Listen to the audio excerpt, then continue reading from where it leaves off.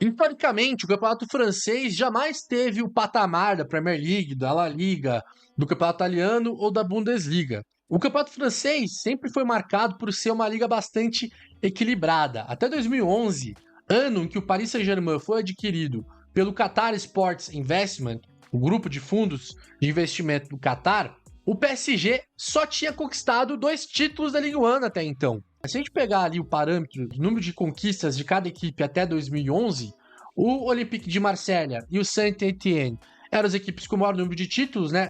O Nantes venceu 8 vezes o campeonato francês, o Mônaco venceu 7 vezes, o Lyon, do Juninho Pernambucano, conquistou 7 vezes também, né? Conquistando de maneira consecutiva, o que foi um feito incrível. Bordeaux venceu 6 vezes, Stade Reims venceu 5 vezes lá atrás, Lille conquistou 5 vezes a Ligue 1, Nice 4 vezes, e aí várias outras equipes também chegaram a conquistar o campeonato francês ao longo da história. O Montpellier do Giroud venceu de maneira surpreendente a temporada 2011-2012, que foi ali a última temporada em que o Paris Saint-Germain ainda era pobre. Da temporada 2012-2013 em diante, o PSG se tornou uma equipe multimilionária, como muito bem você sabe.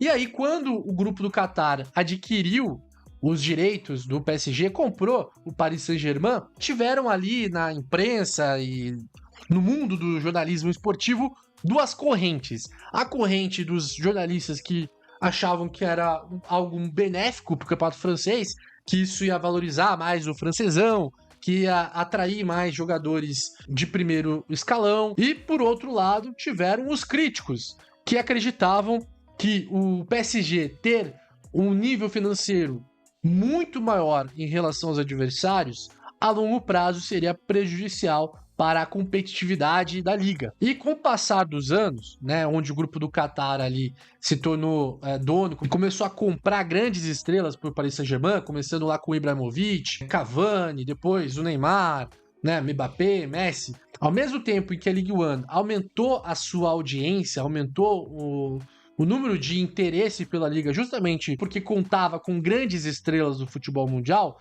ao mesmo tempo pode-se afirmar que a Ligue 1 viveu e vive até hoje um dos seus piores momentos na história. Não só pelo fato da Ligue 1 ter perdido a sua competitividade, o que naturalmente já vai fazer com que as pessoas diminuam o interesse pela liga, mas também porque vários clubes tradicionais, vários clubes de camisa da Ligue 1 estão quebrados financeiramente. O maior exemplo é o Bordeaux. O Bordeaux hoje está na 4ª divisão porque faliu, fechou as portas e teve que recomeçar do zero e hoje está jogando a 4ª divisão. Saint-Étienne, equipe que eu já citei, uma das maiores equipes aí do futebol francês, tem uma torcida fanática, novamente está brigando contra o rebaixamento e há 2 anos atrás o Saint-Étienne caiu para a 2ª divisão e hoje vive dificuldades financeiras.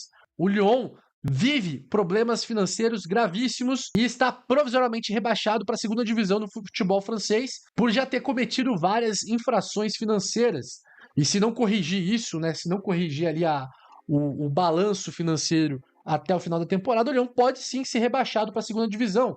Nantes, que também já foi campeão francês várias vezes, Montpellier, Auxerre, Le Havre, Angers, Lens, várias outras equipes tradicionais do futebol francês estão com vários problemas financeiros e estão à beira da falência. E não podemos esquecer do maior rival do Paris Saint-Germain, do Olympique de Marselha, a única equipe que conquistou o título da Liga dos Campeões, né? A única equipe francesa que conquistou a Champions League. O Olympique de Marselha não vive problemas financeiros, mas vive problemas esportivos. Já faz muito tempo que o Olympique não conquista um título. O último título grande do Olympique de Marselha foi da temporada 2009-2010. E lá, o Olympique de Marselha tem muita torcida, é uma equipe grande da França, né? Então tem essa pressão da torcida, da imprensa, enfim, da mídia, do Olympique não conseguir fazer uma frente, né? Não conseguir competir contra o Paris Saint-Germain. Então nesse vídeo eu vou mostrar aqui para vocês como que o investimento do grupo do Qatar no Paris Saint-Germain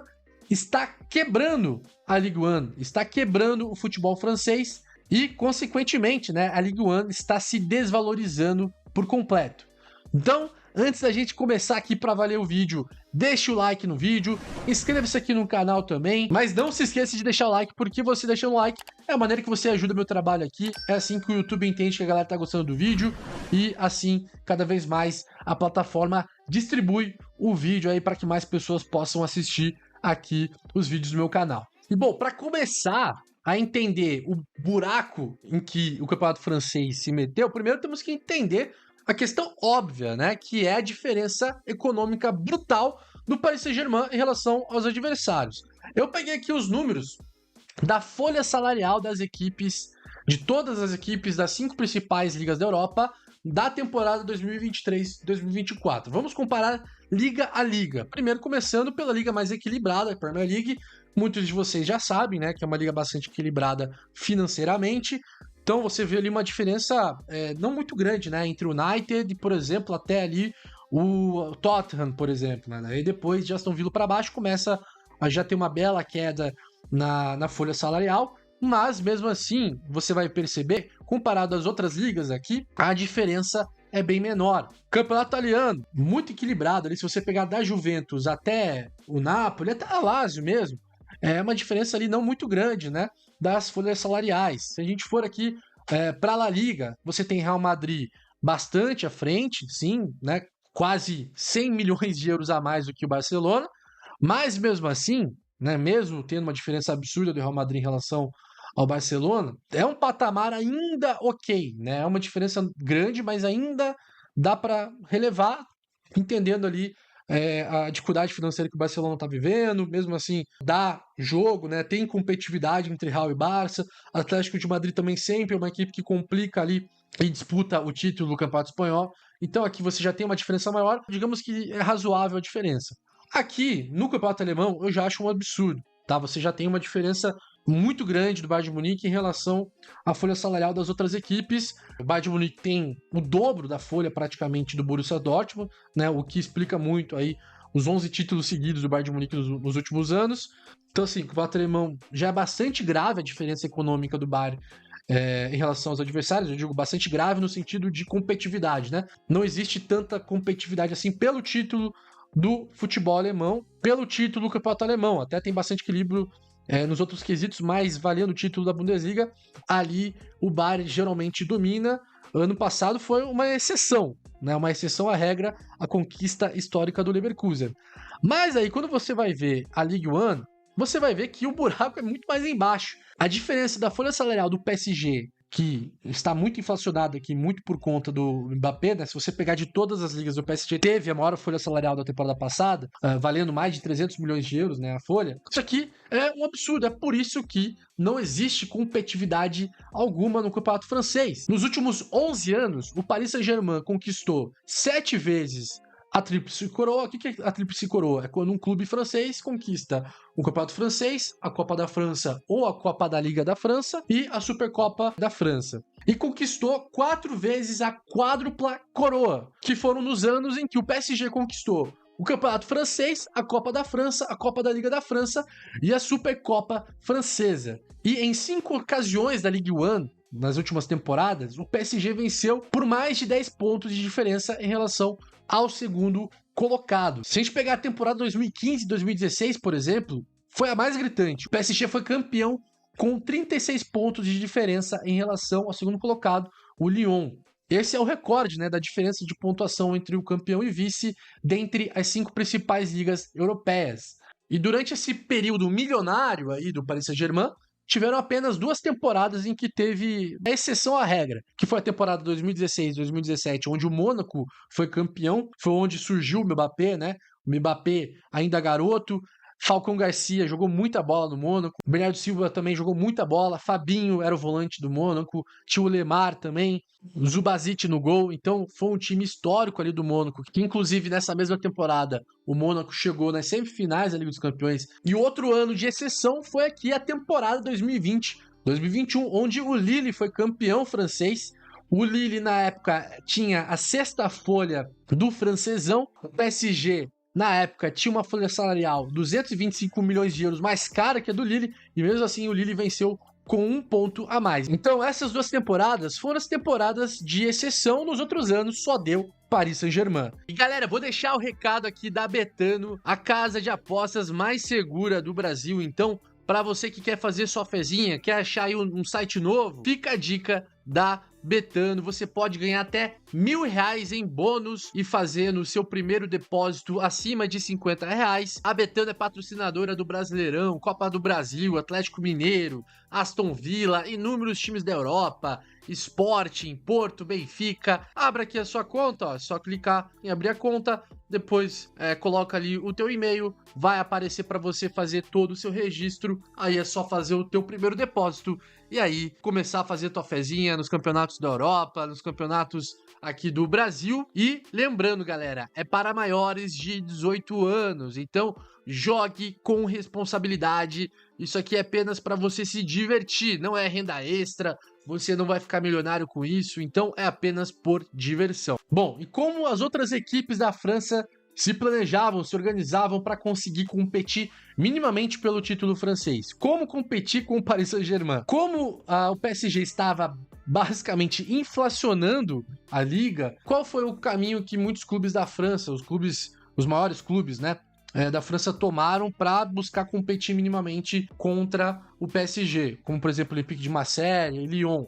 né, principalmente essas duas equipes? Eles começaram a investir mais do que arrecadavam, mais do que podiam. E na última década não conseguiram nem incomodar o PSG, com exceção do Lille e do Mônaco, como eu disse. Então, imagina a pressão, né, desses clubes para conseguir competir minimamente. Então, é diretor fazendo loucura financeira, investindo mais do que pode, contratando mais jogadores do que deveriam, para conseguir montar minimamente ali uma equipe competitiva para tentar sonhar em brigar pelo título, o que obviamente vai acabar gerando em dívidas, vai acabar gerando em perdas, em problemas financeiros, e foi o que aconteceu com o Bordeaux. O Bordeaux é o exemplo mais crasso desses problemas financeiros todos que ocorreram. Então, ou o clube seguia por esse caminho, ou simplesmente desistia de brigar pelo título, o que, contando a questão do orgulho, contando a questão da tradição de muitas equipes francesas, às vezes ali o dirigente de uma equipe grande da França preferia cometer uma loucura financeira do que simplesmente desistir de brigar pelo título. Então, além do desnível financeiro já natural do Paris Saint-Germain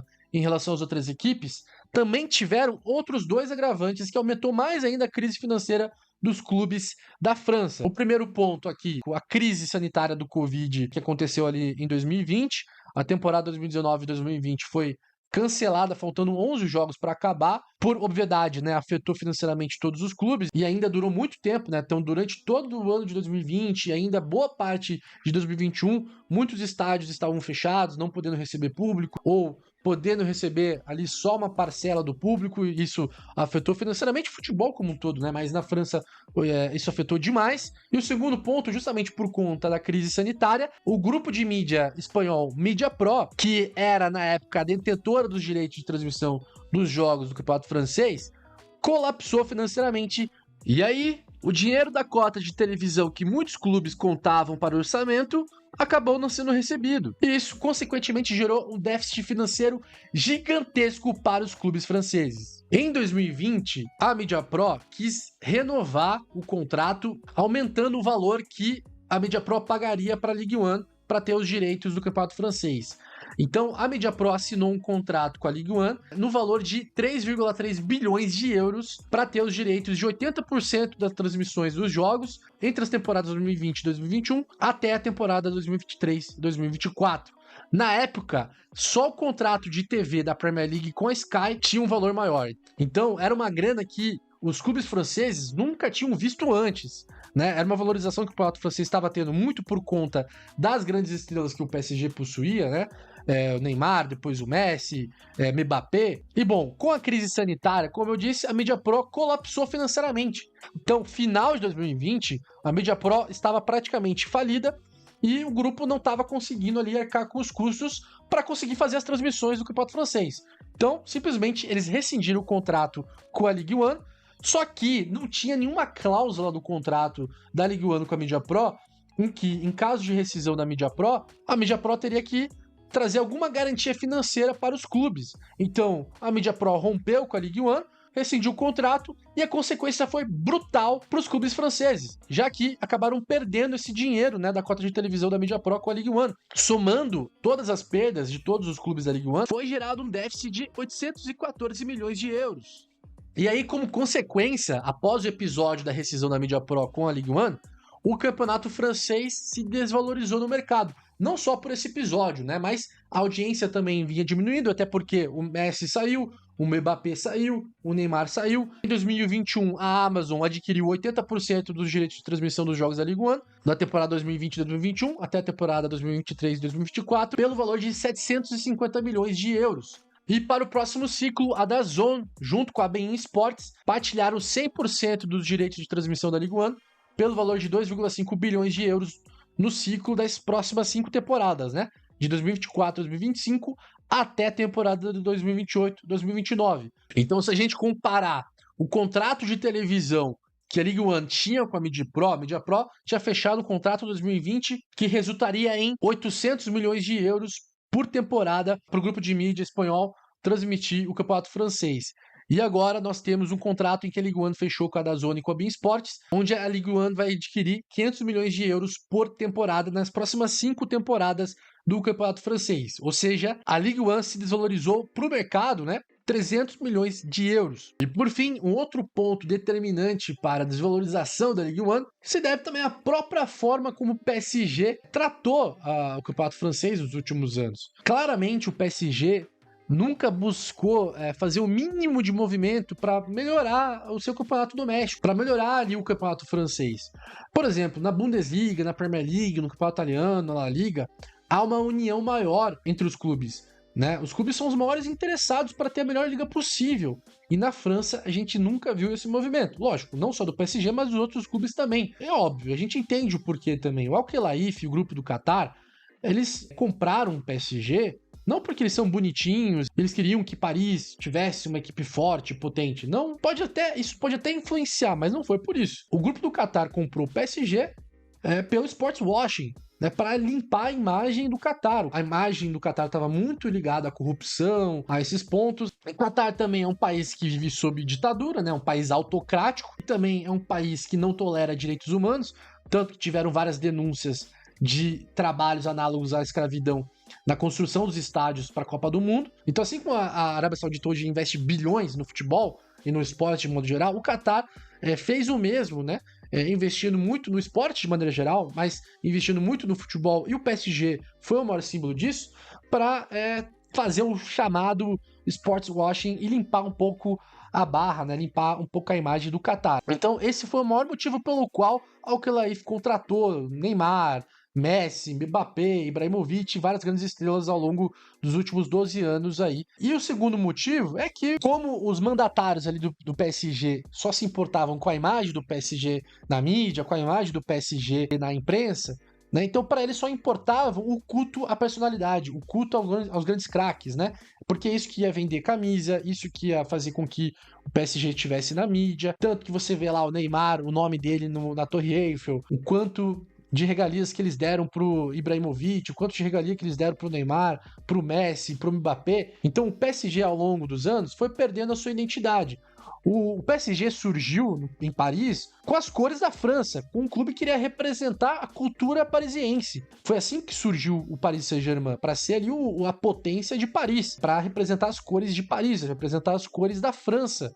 Então, desde o começo, o Paris Saint-Germain sempre foi um clube identificado com a cultura francesa. Tem a Torre Eiffel no escudo, por exemplo. Como o Paris Saint-Germain contratava grandes estrelas, estava conquistando todos os anos ali torneios, né, Copas, Campeonato Francês, a própria torcida do Paris Saint-Germain, principalmente os ultras, passaram um pano para tudo de maluquice que o Al Khelaifi e companhia fizeram ao longo dos anos. Então, por isso que o PSG não precisava de um projeto esportivo estabelecido, porque a própria torcida não cobrava o Khelaifi, a própria torcida não pressionava, a própria torcida estava alienada, podemos dizer assim, aceitando tudo que o grupo do Qatar quisesse fazer ali no clube. A torcida só começou a acordar quando passou ali uma década e o Paris Saint-Germain não conquistou a Liga dos Campeões. Acordou de fato mesmo quando começou a ter aquelas picuinhas, aquelas tretas lá entre o Neymar e o Mbappé, quando o trio ali, o Messi, o Neymar e o Mbappé, não deu certo. Foi ali que, principalmente os torcedores mais radicais, os ultras, começaram a cobrar o clube, né, para o clube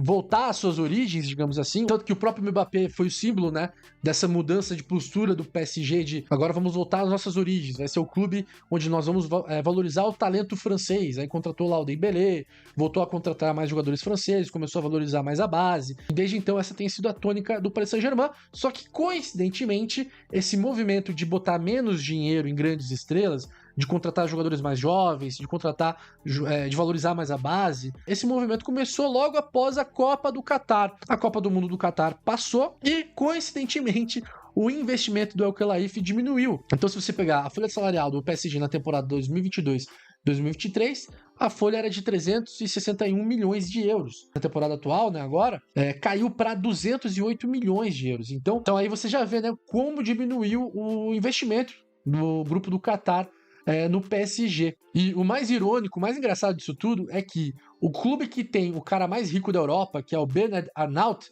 é o Paris FC e não o Paris Saint-Germain. O Paris FC, clube que hoje está na segunda divisão, está brigando para subir para a primeira divisão. O Paris FC tem como dono o Bernard Arnault, que é o homem mais rico da Europa e o 15º homem mais rico do mundo. Ele possui um patrimônio de 165 bilhões de dólares. Então, muitos torcedores na França já cogitam a hipótese do Paris FC subir. E se o Bernard Arnault quiser ali abrir o bolso, meu amigo, pode ser um clube que de fato pode competir minimamente com o PSG. Enfim, aí foi então um vídeo onde eu explico como que a França, como que o futebol francês está tendo vários problemas aí. Espero que vocês tenham gostado. Se você gosta do meu trabalho, se você gosta do Futebol Revoluciona, cogite a hipótese de você me ajudar aqui virando membro. A partir de R$ 2,99 você já consegue virar membro. Temos aqui o plano Revolucionários da Bola, que é R$ 5 por mês. R$ 5 por mês. Você consegue ter acesso a conteúdos exclusivos, consegue ter acesso a vários outros conteúdos aqui do Futebol Revoluciona. Deixa o like, não esqueça do joinha também aí no vídeo. E eu vou deixar outro vídeo do Futebol Revoluciona para que você possa continuar assistindo os nossos vídeos. Muito obrigado por você que ficou até o final. Meu nome é Edu, tamo junto, nos vemos numa próxima. Grande abraço, falou!